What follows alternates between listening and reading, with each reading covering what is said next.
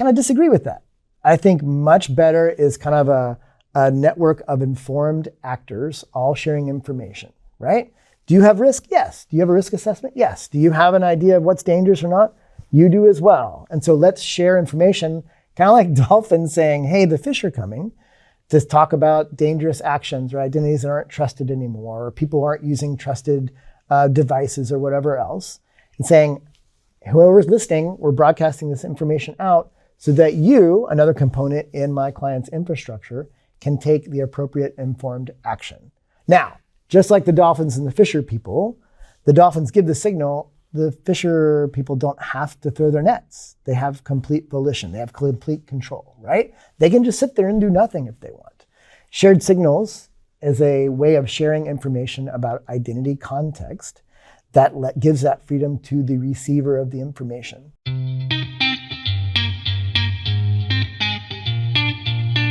This is Identity at the Center. If it has anything to do with IAM, this is the go-to podcast. Now your hosts, Jim McDonald and Jeff Steadman.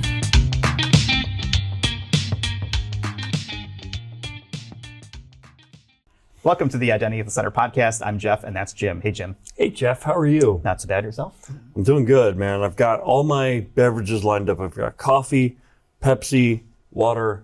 I'm all set. You got a primary, a secondary, and a tertiary beverage. Yes, in terms of caffeine order. Okay. I know this is a crinkly water bottle, but it's going to drive me crazy when you try to open that later. Oh, yeah. Mm-hmm. Oh, yeah.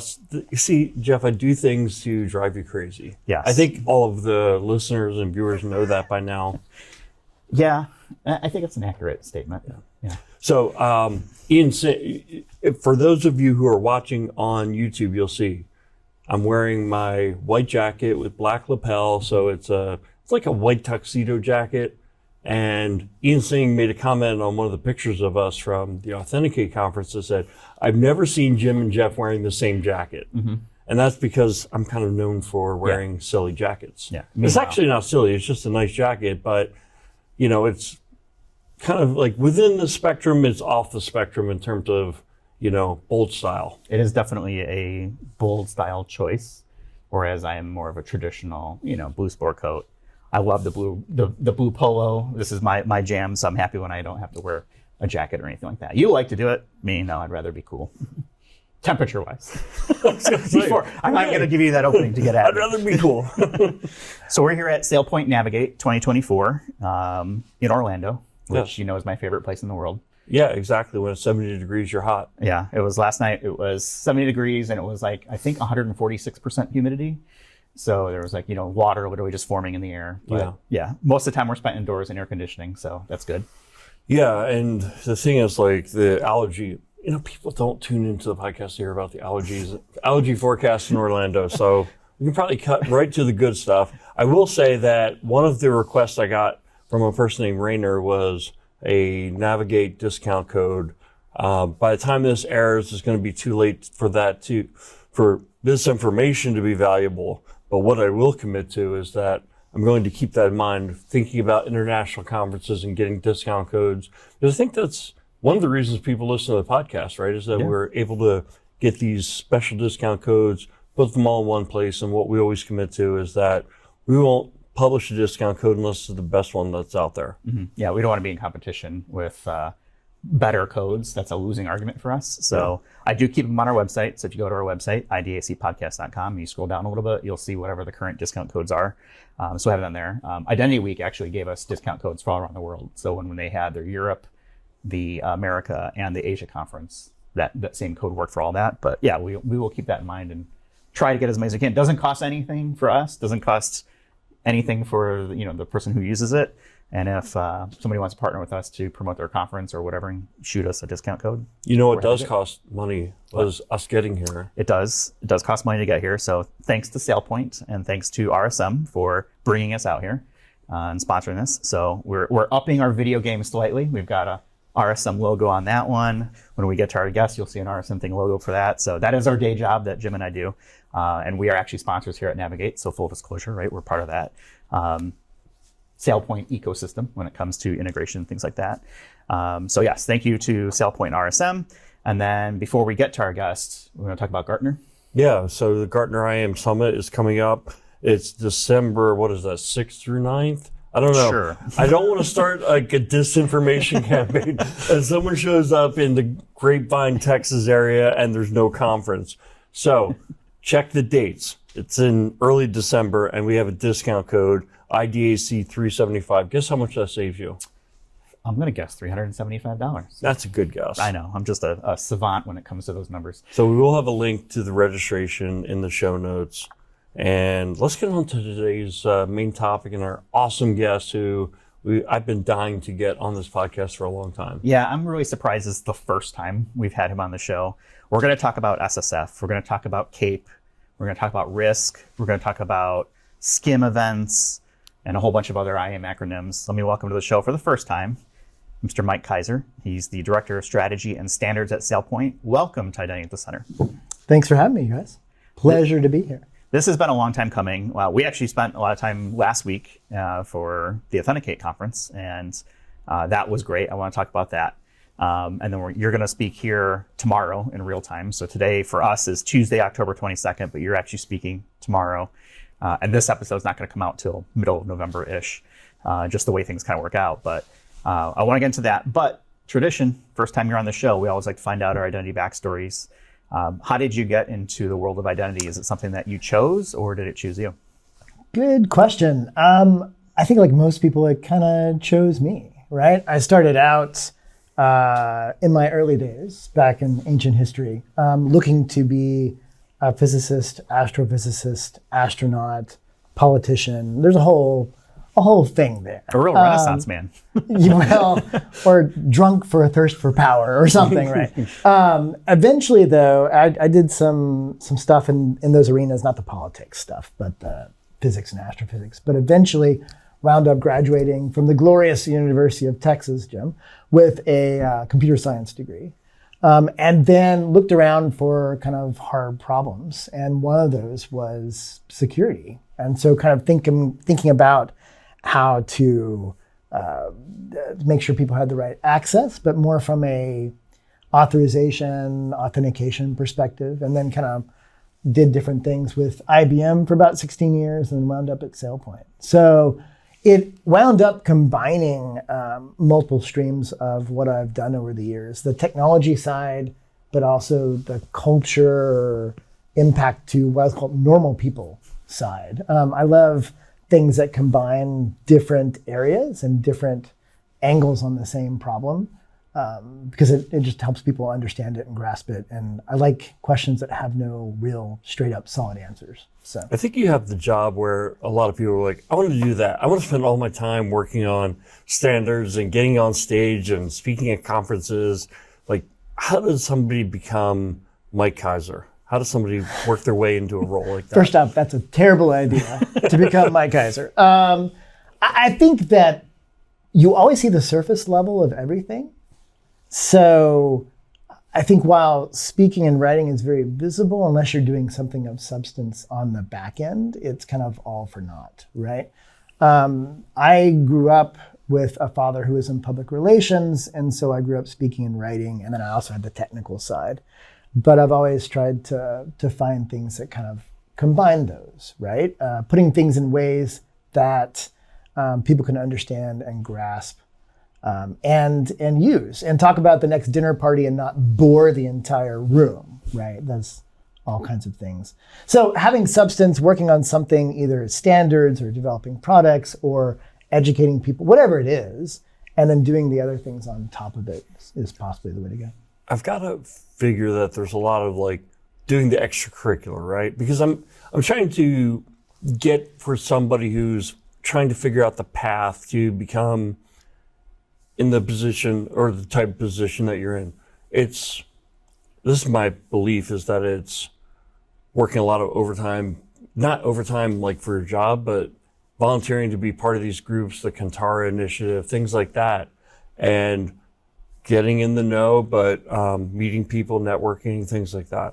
Yeah, and there's a place for everybody, I would say. I think it's one of the things that ID Pro does really well, is it gives that community where you can come in and say, how does this work? Where is my place? Your place might be standards, or it might be doing technical stuff, it might be architecture or consulting or implementation. It might be education, writing.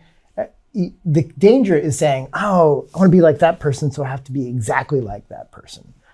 That's not really true. If you look at most of the people in our industry who people know, most of them didn't start out going into identity. They kind of took a random path. I think that random path, kind of like you're implying, Jim, pays off, right? If you're interested, if you're curious about lots of different things, then I think that pays off in the longer term, right? Because now you're a more well-rounded person. You see different angles. You see the implications for usage in everyday and that kind of thing. So, but that's identity, right? I mean, identity is made up of a whole bunch of different backgrounds, people, experience, et cetera. So all of those contribute really to the success of the industry itself. Is we need those viewpoints, because if you get into your little bubble, you start to design only for your little bubble, and it falls apart very quickly when you hit the real world, where you have all those other parameters that you have to account for. Yeah, completely agree. So you were at Authenticate last week with us. I was. You gave a fantastic presentation that I don't even know how to describe it. I want you to describe it, because it was a sonic presentation, and it included Bolero and graphics that you made. We were geeking out about After Effects earlier. Take people through who weren't there, who haven't seen this. Tell us about that presentation. Sure. I wanted to talk about AI's impact on authentication and authenticity and culture, right? And so I had heard about, talking about doing homework, I'm always listening for ideas and stories. There's a writer named Michael Korost who writes for Wired magazine. And a couple of years ago, he posted an article talking about how he had a hearing deficiency, had hearing aids from a young age, but he loved Bolero. And he had had difficulty enjoying music except for this one piece. And Bolero is repetitive, and it's clear, and it's easy to grasp, and it's got a clear message. And he heard it when he was 15, loved it, became part of his kind of authentic identity. In 2001, within 4 hours, he went completely deaf. He couldn't hear anything anymore. And he went and got cochlear implants. And when he did that, he turned on Bolero again. Instead of hearing his beloved melody, he heard nothing but kind of distorted static. The signals coming to his brain. The way cochlear implants work is they bypass your outer ear and go right into your brain directly. Your brain can't really handle the change and the side effects of technology adoption. Easy translation to AI, right? We're rushing to adopt AI, in particular generative AI, and we're dealing with the side effects as a culture. It's kind of eroding authenticity.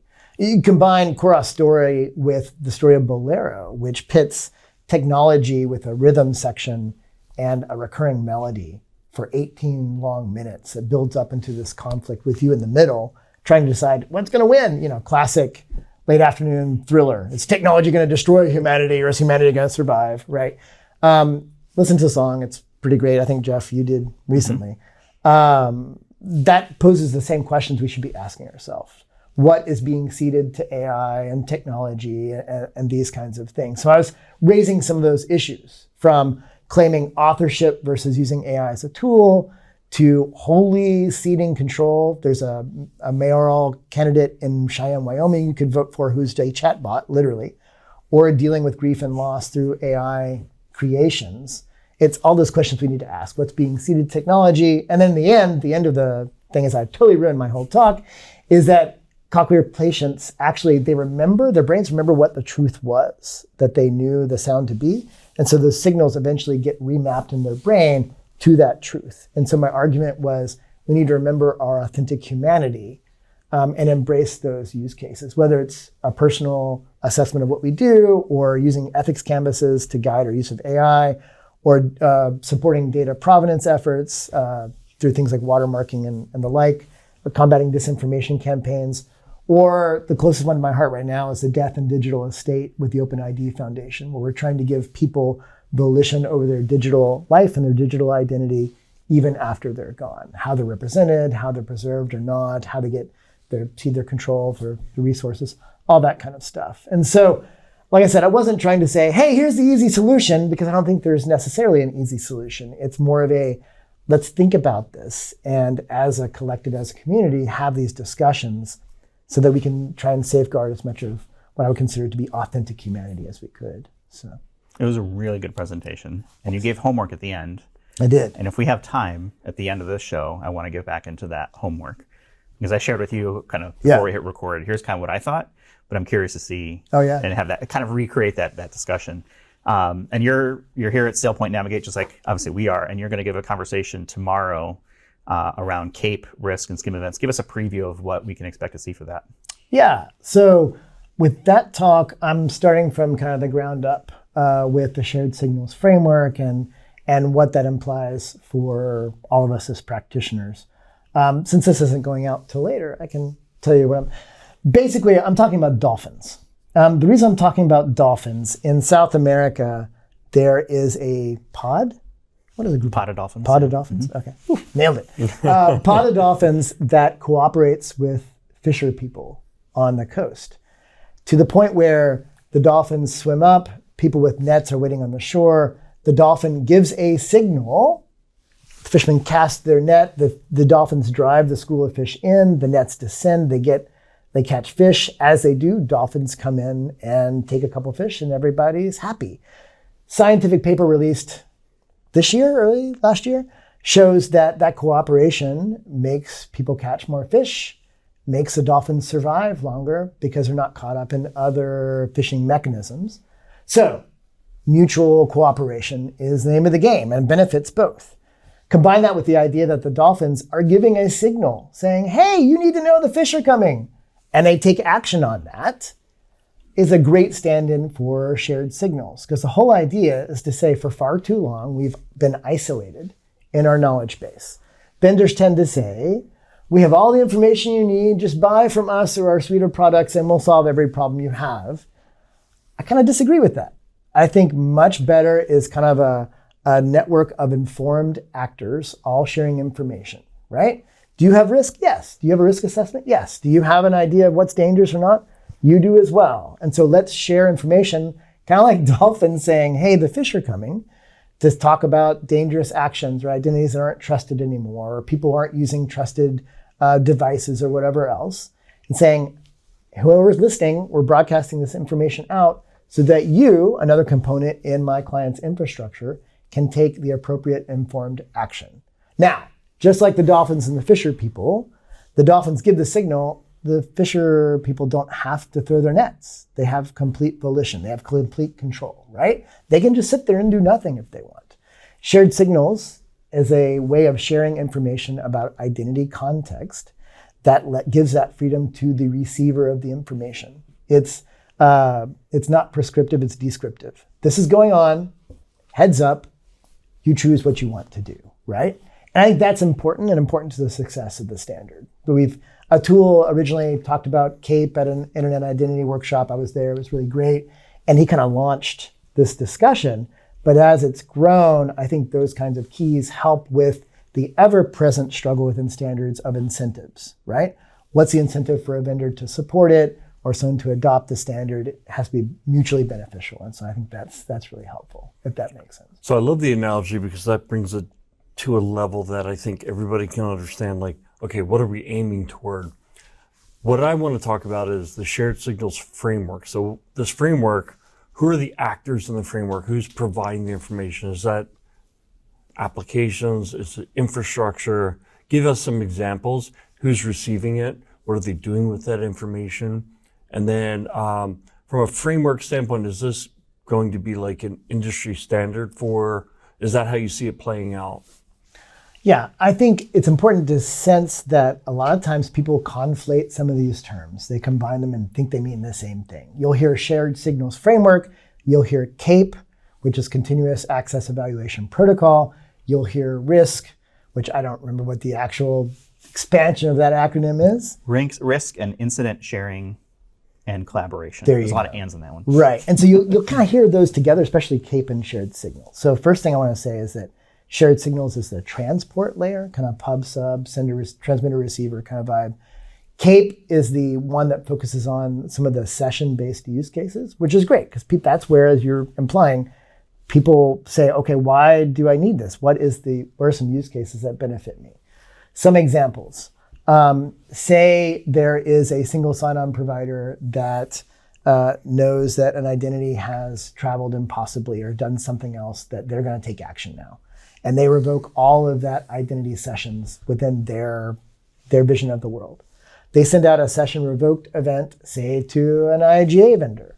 Now, we get that event and we decide what to do based off of that, right? We can say, well, we could just say this is a high-risk user, take a stereotypical case, CFO or something, and we're just going to suspend all of his identities throughout the enterprise because we want to start a certification or do some other sanity checks. Or we can wait until we get multiple of those, right? And then we can kick off a workflow and start a certification or suspend. Or it really depends on each side. The event can be shared, and then the actions on each side are best practice for that sphere of influence. So I think traditionally, your SSO vendors, anyone with a authorization OAuth token or single sign-on are in play, but also additional people that know about the network or about the device. They're all kind of in play as a transmitter or a receiver. Now, depending on either one, right? Right, and you can be both. And I think most likely, in my ideal world, everyone's going to be a bit of both. In other words, like from an IGA perspective, just because that's, as I touch my mic, because that's my world, right? If I want information about devices. Are you now on an untrusted device? Maybe I change your access from an IGA perspective. Maybe I lock you out from particular applications because you need to be on a trusted device for that. And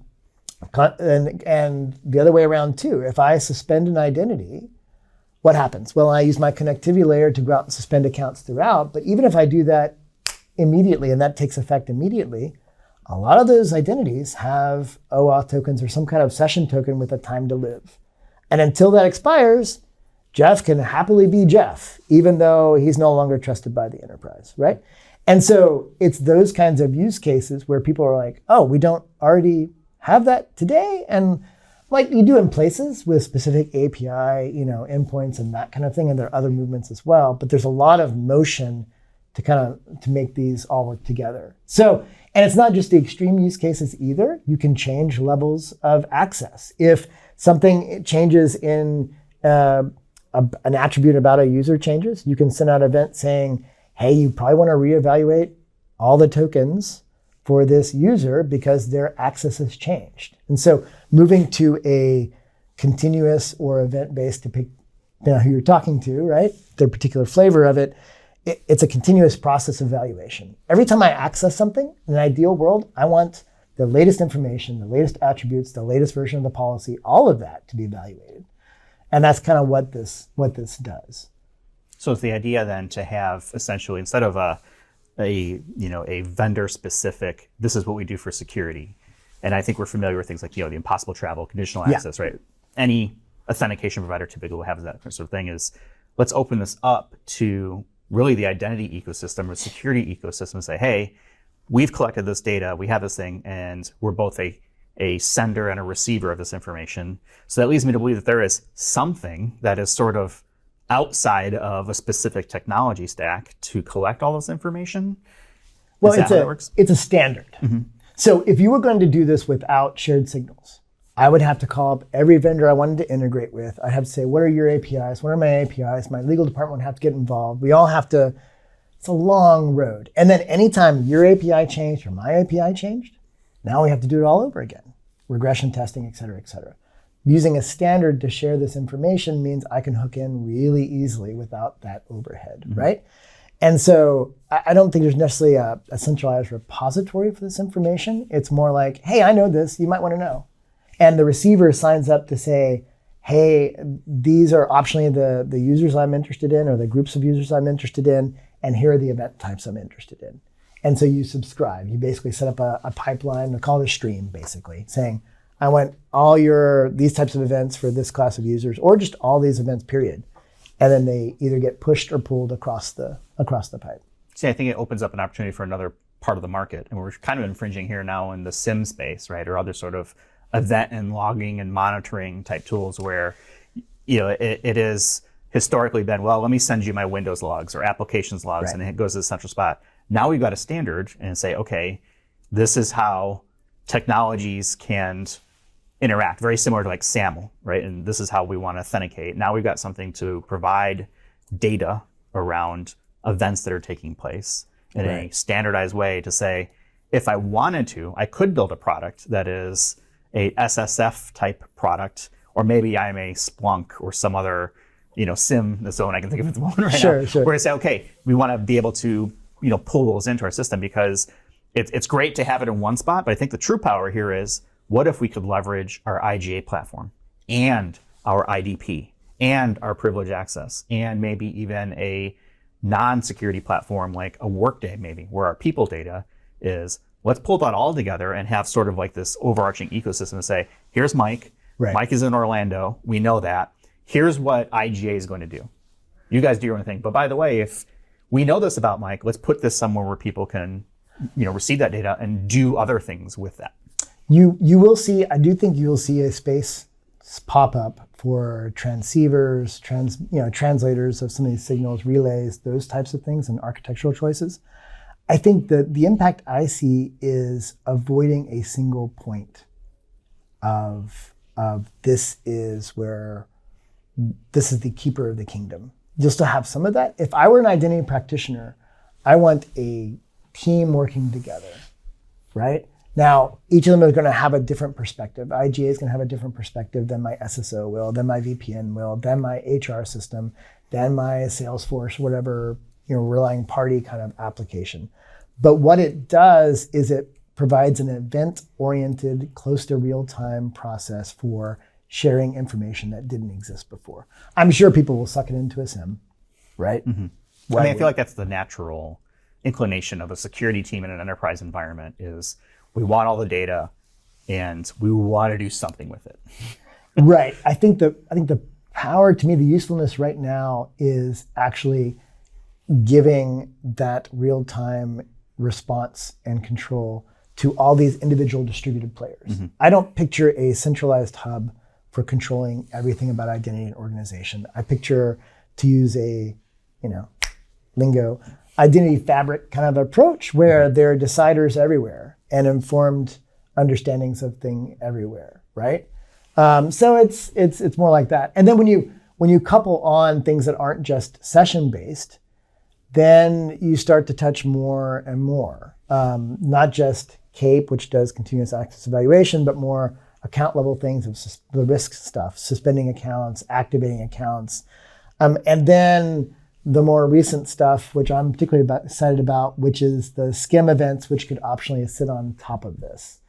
And now you're starting to impact a broader and broader spectrum. Yeah, so I want to back up to something you said earlier. Sure. This is about developing a standard, and I heard Heather Flanagan say there's two approaches to developing a standard. One is you kind of got an ideal of how the technology should work. You develop a standard. The other is it's already been deployed. It's out in the wild. Everybody's doing it. Now you're trying to pull it together into a standard. I think this is like the latter, right? This is trying to build a picture of what it should work like. Or is it the other way? It's a good question, up for debate. I think it's the first way, actually. Only because people were kind of doing this a little bit, but they were one-off integrations. So maybe that's an argument for the second way. But I think this was such a different way of saying, why don't we just straight up share this data and not hold on to it really tightly and say, we're the only option here. So in that sense, I feel like there was a lot of idealism in the original assessment, but the use case was so strong that your session needs to change in close to real time and share information about that it was powerful enough to pull people in. I think it gets to the question though, are these logs, are these identity bits of data that we're collecting, is that secret sauce for a vendor, for example? Or is it something that, a vendor is willing to share with others? Obviously, you're not sharing code, but you're sharing, if you have an API connection or a standard to say, hey, this is what SailPoint is collecting, and here's what we're going to do with it, but we have an API or we've got a shared signals framework that you can tap into to say, if you want to do other things with it, with other things, be our guest.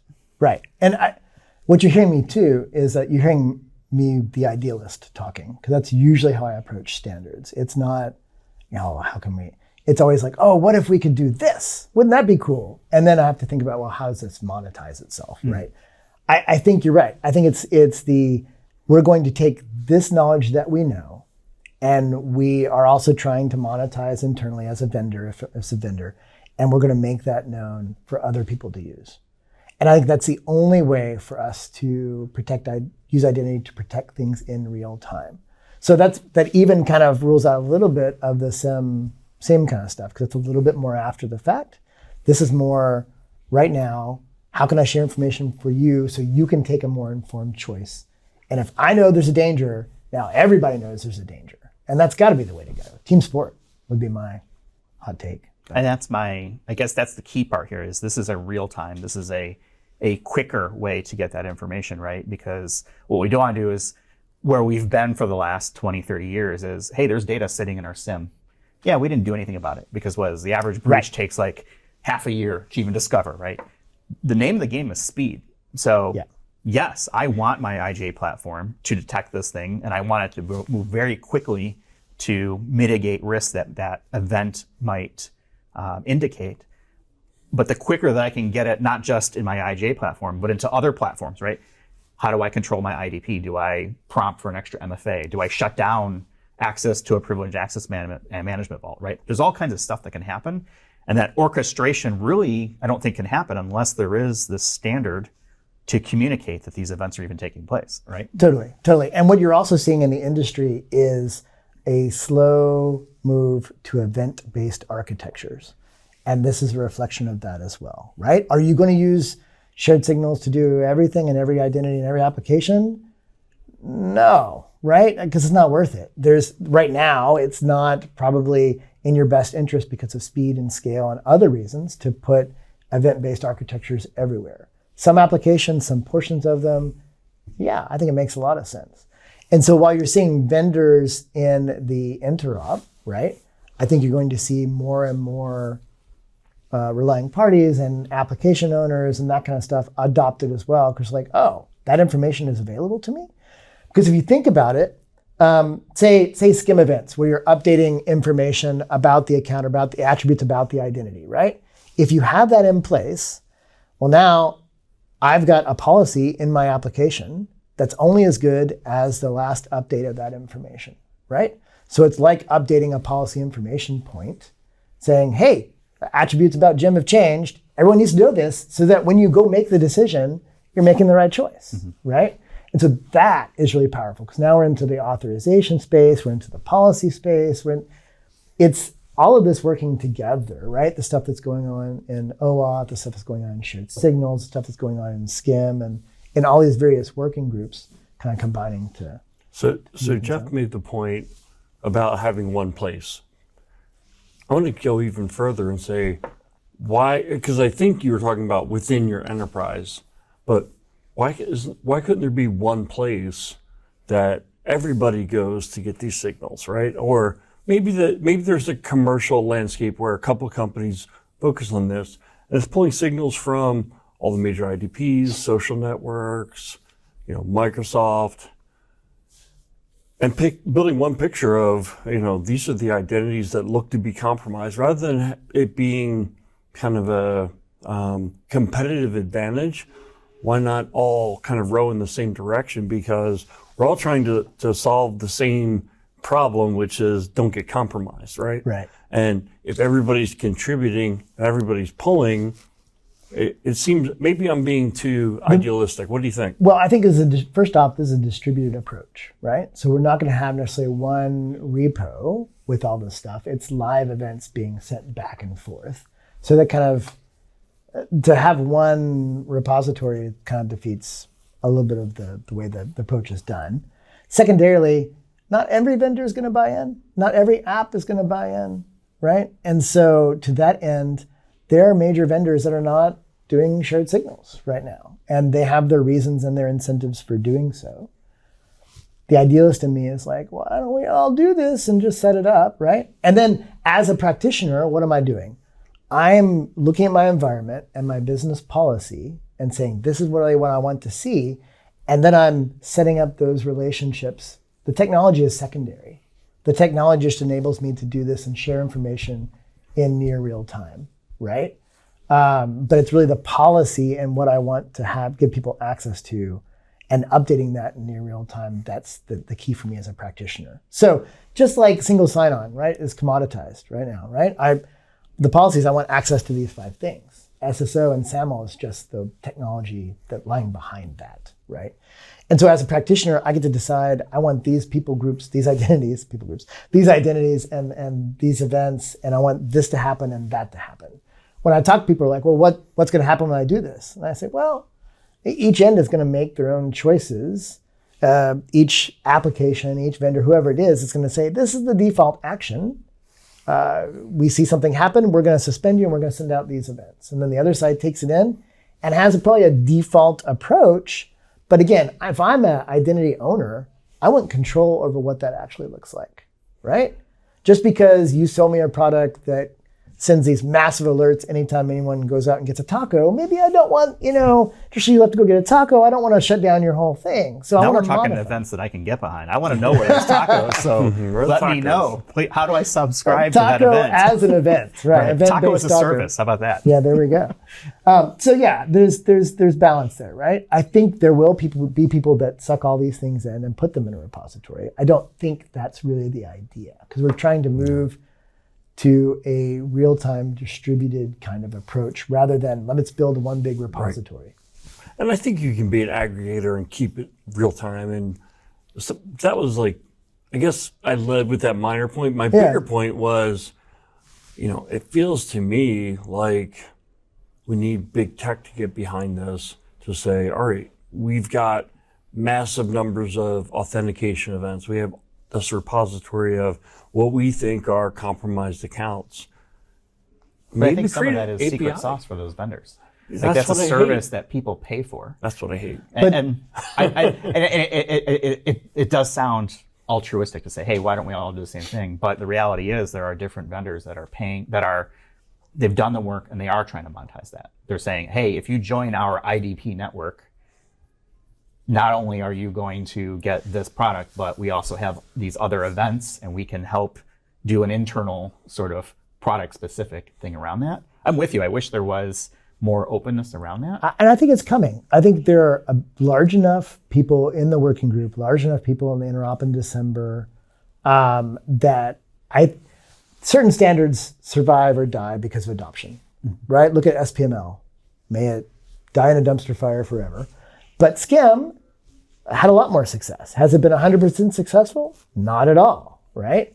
But I think shared signals and the event types that sit on top of it, CAEP, RISC, SCIM events someday, I think those have enough backing to pressure organizations to adopt. And incentives, like I said, incentives matter, right? So I expect some vendors to say, no, we're not going to participate until enough large customers say, no, we have to have this. Until analysts like Gartner at the last interop in March said, you need to demand this from your vendors. Mm-hmm. That helped tremendously, I think, right? And so it's all a push together of paving the way technologically, paving the way politically, paving the way for customer demand, right? Yeah. So, and you can still keep your secret sauce. Because just because I tell you an account is compromised, it's not like I'm saying, and here's all the intel I have and all the data. No, you get this event saying, I have taken this action. You might want to do something about it. And optional additional reasons or something, but you're not getting my internals. I've taken this action, you do you. Right. And instead of me building this API-based thing to go into your system and cause action, now I'm like, let's do this standards-wise, and the person who owns both of our products will demand it. They own both. So they can say, you're going to do this, and you're going to do this, and you're going to like it, or I'm going to walk away and take my money to another vendor, or another offering. Is my ideal, anyway. Well, I think the important thing there is customers need to demand it. That's really who's going to drive the adoption. If you're listening to this and you are probably a customer of an identity solution or a security solution, that's where the support's going to come from. Put it in your RFPs and your RFIs, right. Put it in your requests for whatever to say, hey, does your product support shared signals framework? How does it support it? And really that's, it's it's almost like a grassroots campaign, right? You've got smart people who are really thinking about this. You mentioned Atul, there's Sean, yourself, others, Shane right? from Cisco. Yeah, exactly. So there's a lot of thought behind this. There's only so much creating the standard can do. People have to actually ask for it and desire it and want it. Right. Just like the fishing and the dolphins, right? Both parties benefit.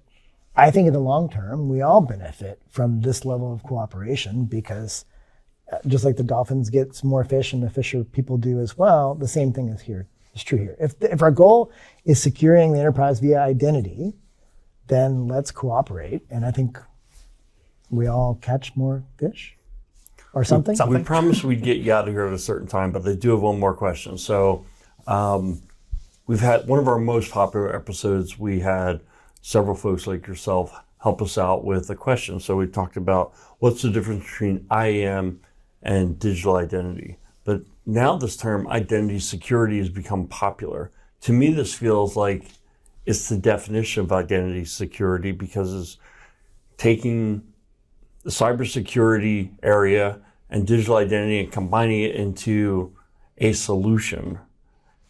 Am I on the right track? How do you see it? Yeah, I think so. I think identity security is the idea that identity is the key, right? Identity is at the center. I was working my way to you. I know my audience. So I think that information becomes power and becomes the operational knowledge on which to take action or not, right? And so now we're saying, I've got identity information, you've got identity information, let's share it and use it together. It's one aspect of that, right? Now, whether it fits into a particular market segment defined by someone or some of the other, sure. I think you'll see it in different places. You'll see it in base platforms, I think, in the long term. In the shorter term, you'll probably see it in more risk-based or ITDR environments, that kind of stuff. Do I care where it exists? Not really, as long as we have it, right? I want it in places and I want it pushed because I think the obvious statement that we've already made is obvious, that identity is the new key. It's not just the network, it's everything. And how you define identity becomes the second question of that, right? Does it include device? Does it include location? Does it include past action or past behavior? Does it include the weather in Caracas? It might, right? It depends on how you're defining the identity for that person, which, by the way, was also part of my talk at Authenticate as well. It was like how you define identity influences how your policy expresses itself and ultimately how you safeguard all that kind of stuff. So I want to go back to the Authenticate conference to close out the conversation. You gave homework at the end. I did. To listen to the whole 15 minutes of Bolero. And what did people get? Well, tell me what the homework was and I'll tell you what I got out of it and we can have a little conversation about that. So during the presentation, the talk I was giving, I played snippets.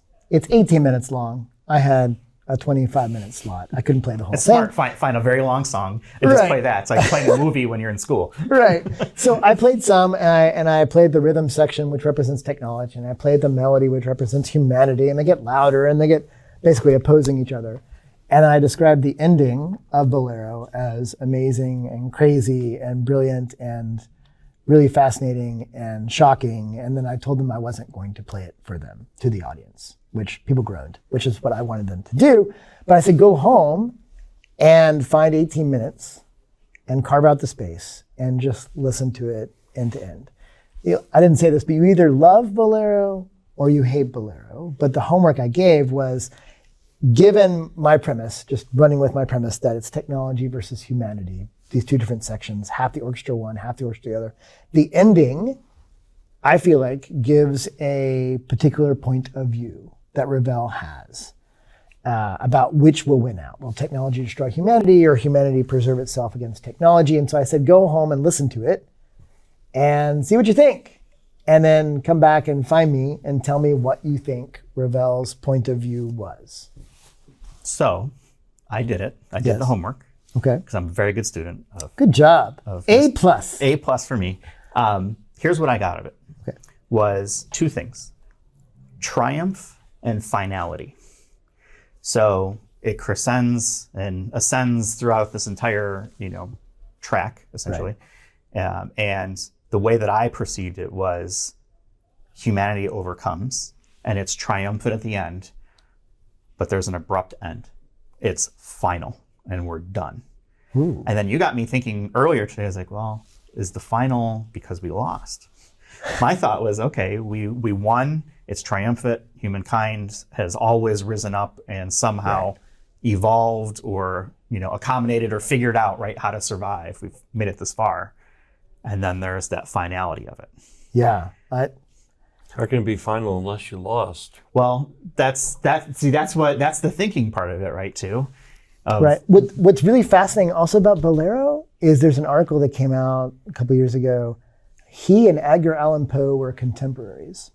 And this person thinks or argues that Ravel was influenced by Poe, who had written this piece about how you create a work of art.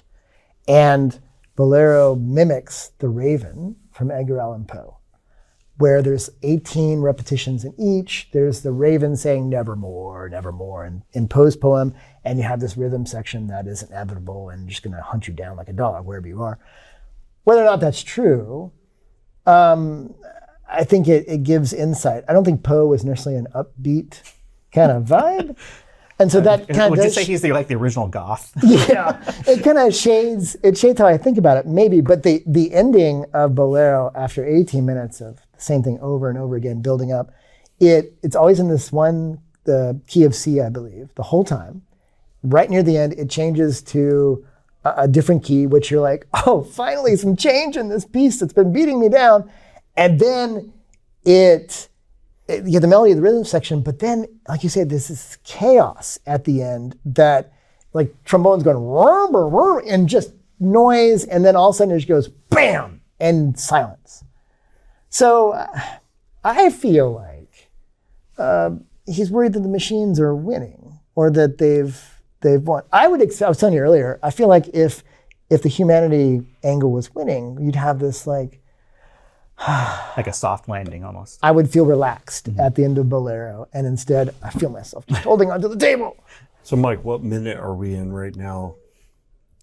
Of Bolero, like in humankind, what minute are we in 32? Bolero? Yeah. We are somewhere in the rising crescendo part of it. Okay. I think we're hearing more and more reverberations, right? I think culturally we're only beginning, and technology always outstrips culture and our ethics. And I think that while AI and Gen AI is neither good nor bad inherently, it's just technology. It's how people use that influences things, right? And I do think, as I said last week, that our authenticity is suffering. It's not irretrievably lost. We will change as a result of this adoption of technology. Is that more of who we already were, or is that because of the technology? I think it's more revealing just of who we already were, and technology is just accelerating or adding to. But we're getting into deeper waters. I would say deep thoughts. I feel like this is just the cycle of humanity. Right now it's AI. Yeah. Before it was electricity. It was running water. It was cars. It was horses. It was spears. That dang indoor plumbing, I don't trust it. Right, exactly. Well, as someone who lives in Asheville area, indoor plumbing is very important, and I'm happy to have mine back. So, congratulations. All right, let's end on a high note here. Thank you so much for taking the time with us. It was a fantastic conversation, both this, but also, again, just really well done at the Authenticate Conference. I hope actually you'll do it again so more people can experience it at some point. Is it on YouTube? Not yet. I think it will end up probably in the Authenticate library of some sort. Yeah, it's still, I think, for attendees for a while. Yeah. But yeah, if anyone wants to hear it again, I'm open to do it again. So. There we go. All right, so we'll wrap it up there for this week. You can find us on the web, idacpodcast.com. We're on YouTube, idacpodcast.tv. Got to make sure I get that out for Jim. I'm just here making sure that don't forget YouTube. Got our checklist. Connect with us on LinkedIn. We'll have a link in our show notes for people to connect with Mike and to learn more about SailPoint if you're not familiar with SailPoint as well. And yeah, don't forget to like, subscribe, do all those fun social media things to help us continue to grow the show and get great guests like Mike. So thanks for joining us. Yeah. And thanks everyone for watching and or listening. And we'll talk with you all in the next one. You've been listening to Identity at the Center. We hope you've enjoyed the show. Make sure to like, rate, and review. And we'll be back soon. But in the meantime, hit the website at identityatthecenter.com. See you next time on Identity at the Center.